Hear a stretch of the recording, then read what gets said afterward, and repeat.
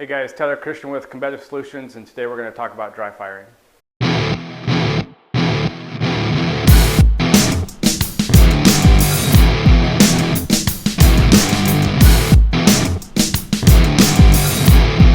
One of the things that we're going to talk about in this video today is the use of dry fire in your training.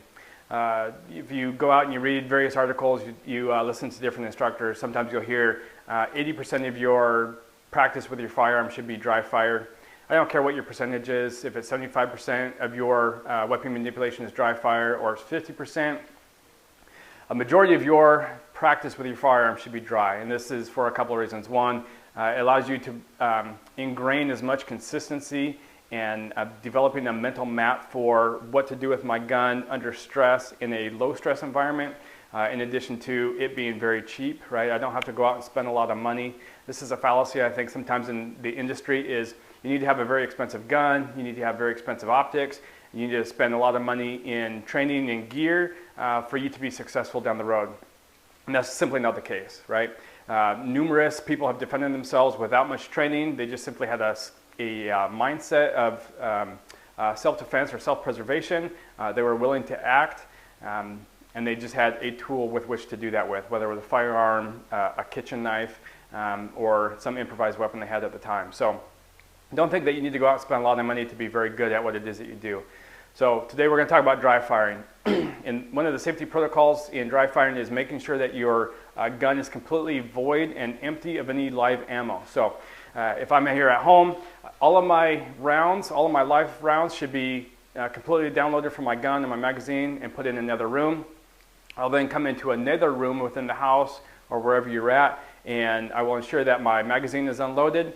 So in this case, I have no ammo in the magazine, and I have nothing in the gun. So no magazine in the gun, no round in the chamber. I look, I visually inspect, and I know that I'm good to go. I have no ammo in my pockets. Safety is very important.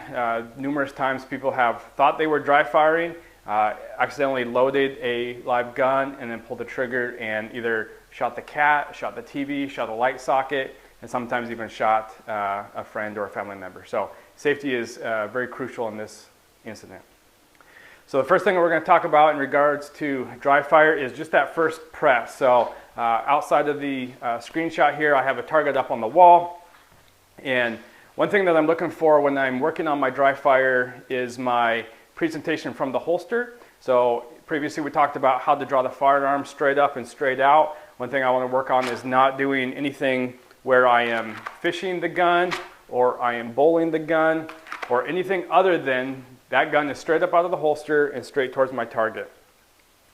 When I am pressing the trigger on my dry gun, here's some things I'm looking at. One, as I am presenting the pistol towards my target, I am taking up slack in the trigger. So as I am starting to present the pistol straight forward towards the target, I'm taking up slack in the trigger, and I'm pausing right about the last pound or so on that trigger before the shot breaks. I'm doing this for a couple reasons. One is I'm trying to break the shot right at full extension, and another is when I need to make that shot, I want to not disturb the sights as much as possible. So a lot of people will tend to present the pistol, they get the gun on target, and then they will start their trigger press from out here and they'll pull all the way through. So if they have a good sight picture, clear front sight focus or even hard target focus, I'll talk about that in a different video. Even if they have a good sight picture and then they press the trigger from here, what they tend to do is pull that front sight off of where they necessarily or where they want it to be. So instead of doing that, as I'm presenting the pistol, I'm taking up the slack on the trigger and I'm pausing right at that last pound or so on the trigger. So when I see my front sight, I only have about a millimeter or two worth of trigger travel, and I have a less chance of disturbing that sight. So in this case, I have a target. Sometimes I'll use a light socket. I'll use a small target, meaning like a circle on the target, whatever it is that I have. As I present the pistol, I'll take up that slack on the trigger, and I'm watching my front sight. So when I break the trigger, if that front sight moves outside of that target area, so circle, a light socket, whatever, I know that I've disturbed the sights enough to the point where I've missed that shot. I'll then do it again. I'll draw, taking up slack in the trigger. I'll get a quick pause for a second, and then I'm ensuring that, again, when I'm pressing that trigger, my front sight is not moving outside of that targeting area. If it's something where I'm working on a shot at 3 to 5 yards, and I'm working on just chest shots, trying to get out as fast as I can and up on target, then not that big of a deal if I have a little bit of movement in my front sight. But when I'm working on just trying to make a good, precise shot on that first press of the trigger, so maybe right now I'm going to shoot at the face, I'm ensuring that I see my front sight right on the face of the target. A quick pause, I break that trigger, and I'm watching to make sure that that front sight doesn't move outside of that target zone. If it does, I just need to slow myself down a little bit. Another thing that I'll do is if I'm working on multiple shot engagements is I will utilize the same target. So let's say it's a light socket. I'm going to use my light socket, that little square, you know, what is it, 2 by 4 inches or something. And I'm going to work on multiple presses of the trigger. Now, depends on the type of gun you have. You probably won't get, if I have a Glock or I'm running some sort of striker fire pistol, I'm only going to get one press of the trigger, and then the trigger is basically going to be dead, right? It's not going to reset for me. So one thing that you can do to work on multiple shots is simply draw the firearm, press the trigger. My trigger is now dead, right? It's not moving forward again, or it's not resetting. I'm then going to bring my finger out as far as it normally would when I am pulling the trigger on a live gun, and then I'm going to press basically against the air. I'm going to press against that trigger just as hard as I would as if the gun was live, right? So the trigger resets, I'm pressing the trigger again, I'm going to pull back just as hard as I would. Now here's what I'm watching for on this. I engage my light socket, I press the trigger, I ensure that my front sight doesn't bounce or move outside of that target area. I then reset my finger and I press as hard as I would normally when I'm firing the gun, and I'm ensuring that as I'm engaging that trigger 3, 4, 5, 6, 10 times, that my front sight's not bouncing all over the place. All right, so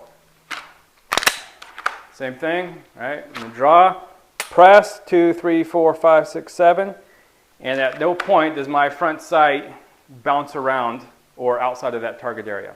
Hey guys, last thing I'm going to talk about real quick is on some of the striker fire pistols, if I can just unlock the slide just a little bit. And so in this case, what I've done is I've taken just a little corner of a piece of paper, I folded it up, and I folded up just enough so that as I'm looking through my sights, I can still see my front sight nice and clear through the rear notch. And I've unlocked the slide, so my slide's back about 1/4 inch or so. Like I said, just enough so that now I can get some sort of reset, or I can get that trigger to reset back and forth as I'm pressing the trigger. So in this case, what I'm going to do is I'm going to do the exact same thing I did before in step number 2, where I'm pressing the trigger just as hard as I was previously, but now I'm getting my trigger to reset. The only thing it's not doing is I'm not getting that click, which is not that big of a deal, but I'm not getting it to reset, and I don't feel that last pound of pressure as I'm pressing the trigger.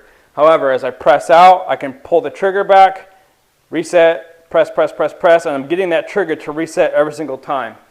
So it's a good way to feel the trigger throughout that kind of that range of motion. Like I said, in this third one though, the only thing I'm not getting is that hard trigger reset, and I'm not getting that click when I break the shot. Not that big of a deal. What I'm working on at this point though is this. I'll see people have a tendency to come all the way off the trigger, slap the trigger again. Right? If you look at some high-level shooters, Rob Latham is one of these guys. He'll come all the way out, basically hitting the trigger guard and then pressing that trigger again. I'm not Rob Latham, and neither are you. Right? That guy shoots thousands and thousands and thousands of rounds a month, and he's shooting all different platforms. So that's why he's coming all the way out, and a few other reasons. So real quick, 3 ways. One is just watching that front sight on the very first trigger press, ensuring that your front sight's not being disturbed to the point where you're outside of your target zone. Number 2 is pressing the trigger, allowing that trigger to go dead, coming off the trigger, and just manipulating your finger like you would if that trigger was live. And then the third one, you can just put a little piece of paper into the trigger or into the slide there, so you can unlock it and you can get that trigger to actually move back and forth.